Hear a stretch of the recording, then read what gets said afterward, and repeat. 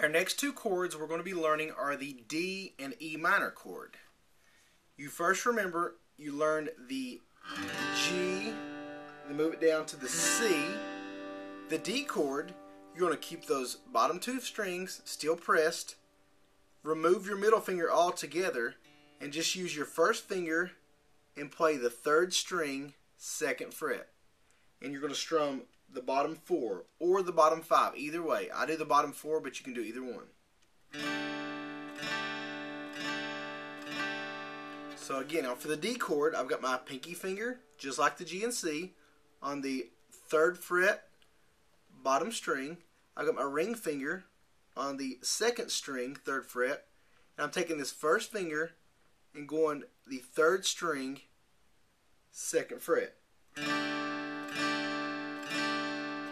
playing the bottom four strings.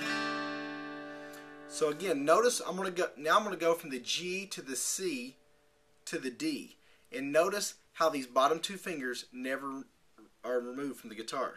So G, 1, 2, 3, 4 to C, 1, 2, 3, 4 to D, back to C,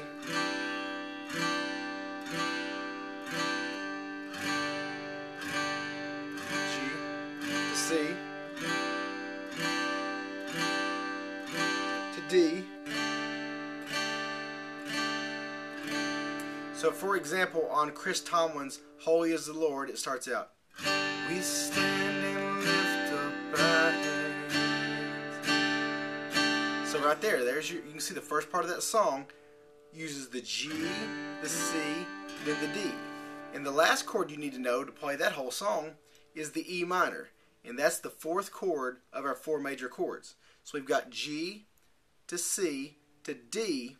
For the E minor, again, you're keeping the bottom two strings of the third fret pressed. And with the first finger, there's two ways to do this. I'm going to show you the way I do it first.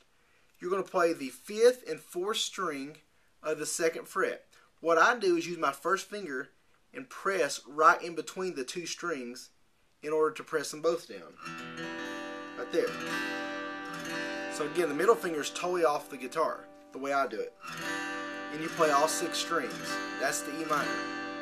Sometimes beginners, their fingers aren't really used to pressing the strings, so they find it a little difficult to press two strings with one finger.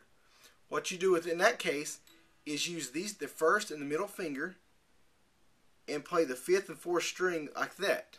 So instead of there, you're going there. Again, same chord. It's an E minor chord.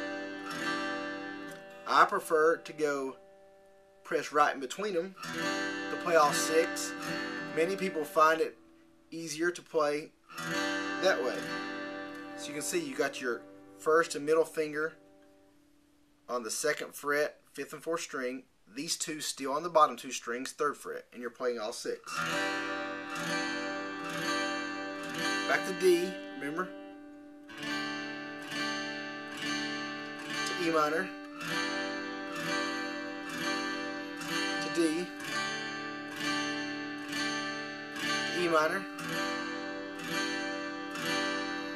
To D. So there are our four major praise and worship chords. If you learn nothing else from the video, constantly practice these four chords. So you got G, C, D, E minor.